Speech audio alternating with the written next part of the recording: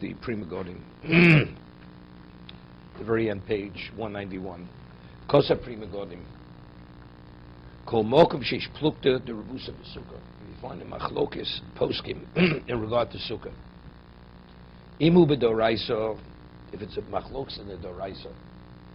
Remember we had before, if you have not used for schach, broken vessels, right? That's only rabbinical. Because there's a concern he may use something which contaminates a wooden vessel, right? The wooden vessel, if it's functioning on a Torah level, it's not valid. It's Makabel Tumah. What about if it's broken? Shivrei Kelim.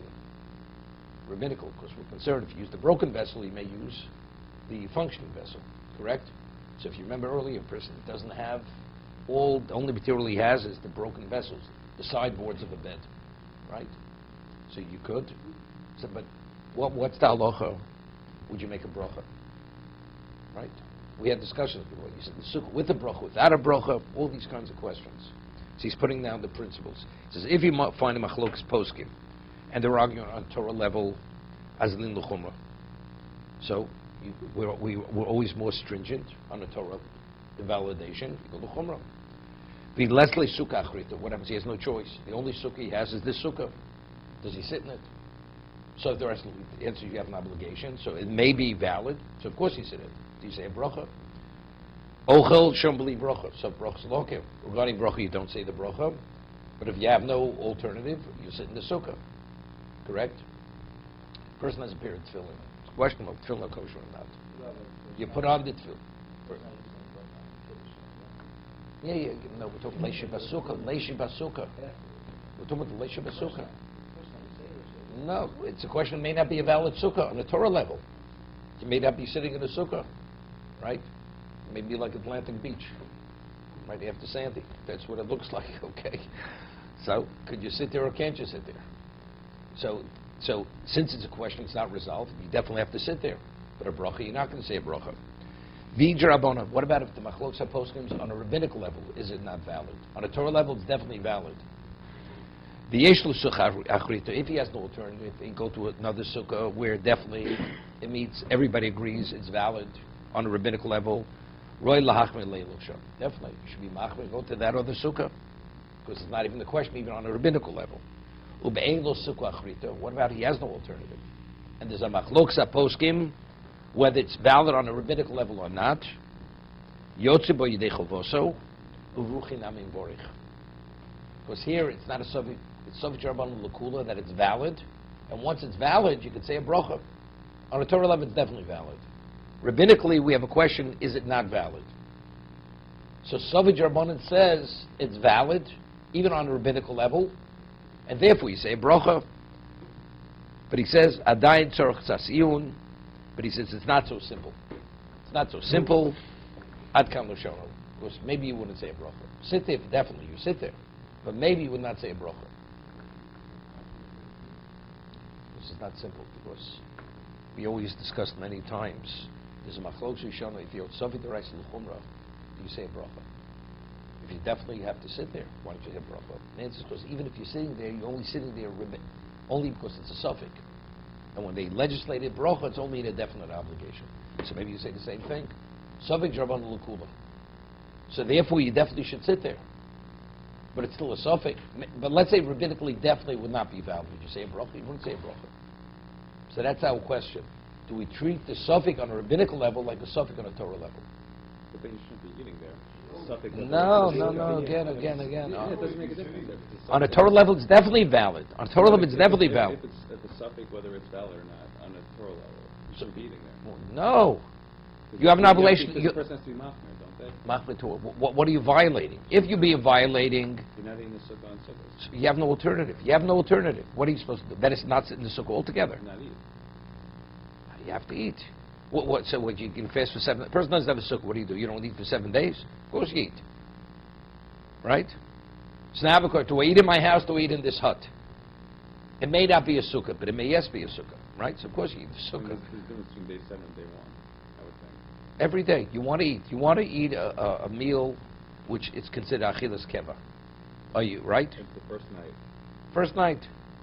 And I Second night, any night. At the rice level, I'm not sure about sukkah. So I would eat in the sukkah. Of course you eat in the sukkah. And every day you would eat in the sukkah. Versus, of course. Right? Or not eating. No. But every night you would eat. Let's say you want to eat a meal every day. Do you eat it in your house? Do you eat it in this hut? Of course you go to the hut to eat it. Leisha B'Sukkah, not definitely. This is where it's on the Torah level maybe valid. But he says, but on Torah level it's definitely valid. Rabbinically, there's a machlokas whether it is or not on a rabbinic level. Same thing, not. If it's rabbinical or doraisa. No, definitely not. Definitely, that's what we discussed. We have the case of the koi. Is a buffalo. Is it a domesticated or undomesticated? So you have to cover its blood, right? So if the rice luchumra, it may be an undomesticated animal. It's like a deer. Do you say a bracha? You definitely don't say a bracha. That's the way we rule.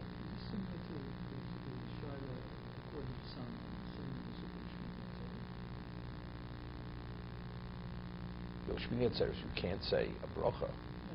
No. But it's not there. No. There it's a tarti de sasri. We say kiddush on both days, right? We say kiddush on the second day Yom Tov, correct? So again, why do you say kiddush? Savit Rabban L'Gula. Kiddush on Yom Tov is rabbinical, right? Because for the same reason why you keep 2 days Yom Tov at the beginning of Sukkot. But and we do say, right? We say kiddush on both days. So be consistent. So say Leisha B'Sukkah on the 8th day, right? Because it may be the 7th day. No, but again, what we see, we're not addressing the Sveika Yoma. We say Kiddush on both days. What is a Kiddush on both days? When it says Kiddush, if Kiddush would be a Doraisa, okay, so you'd say Kiddush. Kiddush on Yom Tov is only rabbinical. So the Gemara says, because if you don't say Kiddush, that means that a person may not take the day seriously. He may not take the day seriously. So therefore, to give it the same value as if it would be a real Yom Tov, rabbinically you have to say Kiddush. Like at the time when it was a question. Today it's meaning up say to be a data, right? We know the first day's Yom Tov. No. Leisha B'Sukkah. We're speaking of Leisha. Of course you'll say Kiddush. Kiddush you definitely would say. No, not Kiddush. I'm saying, but we make Kiddush in the Sukkah. So the question, if you're ready sitting in the Sukkah, say Leisha B'Sukkah. As you say Kiddush on the second day. So the way it's cited, because we attacked the disastry. It's contradictory. You're saying Yom Shmini Atzeres Hazeh. You say Leisha B'Sukkah. They both don't go hand in hand. So because there's a contradiction, since factually it is Shmini Atzeres, therefore we say Shmini Atzeres rather than say Leisha B'Sukkah. The second day Yom Tov, it's Sukkot, right? So since there's no obvious contradiction, therefore you say Kiddush on the first and second day. For that reason. Okay? It's a whole question. We already discussed the Birchas Hamazon. Yashal L'Shudas, Shabbos is not Rosh Chodesh. Motzei Shabbos is Rosh Chodesh. And you began eating, right, on Shabbos. So if you say Ritzei, that means it's not Saturday night yet. You say Ya'alev Yovo, it is Saturday night. You say Ya'alev Yovo in Birchas Hamazon. No, there are two opinions. Mishna says you do what you want. But there it's a little bit different, because there it's only contradictory in its present. There are times you have Ritzei and Ya'alev Yovo. So in terms of the format, it's not a contradiction in the format. It's only because of the circumstance. Now, Motzei Shabbos happens to be Rosh Chodesh. But you could have both. You could have Ritzei and Ya'alev Yovo in Birchas Hamazon. But you can't say Leisha B'Sukkah, say Shmini Atzeres. There's two contradictory statements. Therefore, we don't say Leisha B'Sukkah, and you say Yom Shmini Atzeres Hazeh, for that reason.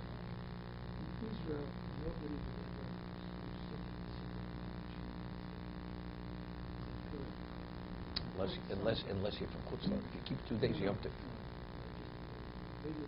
No, definitely. They don't keep the second day Yom Tov either, for the same reason. It's only because it's Sveika Yoma. It's a question. There's no question in Israel. So Erev Pesach, someone eats all day.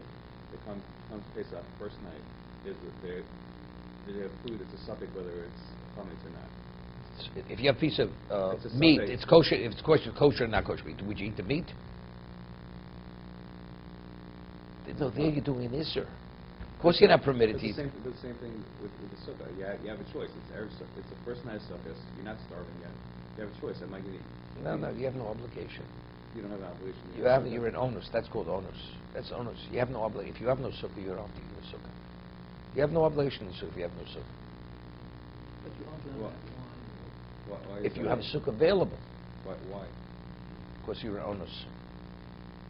And You don't have to be koch nefesh. You don't have to be in a state of danger to eat on sukkah if you don't have a sukkah. just I could be somewhere there's no sukkah and I could eat. Yeah, definitely. If you're on a business trip, it's understood.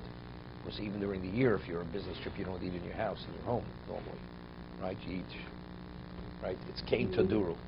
You have to conduct yourself on sukkahs the way you conduct yourself during the year.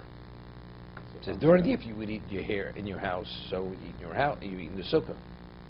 So if you're traveling, okay. What do you find a person in those circumstances? In a circumstance, but let's say a person has no sukkah, period, doesn't have. There you will be able to have a sukkah. So there you avoid He's traveling from Tokyo to Not even you're on the plane, it's not even a question. You could eat anything you want. red wine. Because that's hochei jerochim. The person's a businessman. During the year, you don't eat in your home, you eat on the plane. Right, so we're not going to demand that you should be on sukkahs to be more machmir than you would be during the year. You don't have the comforts in your home during the year.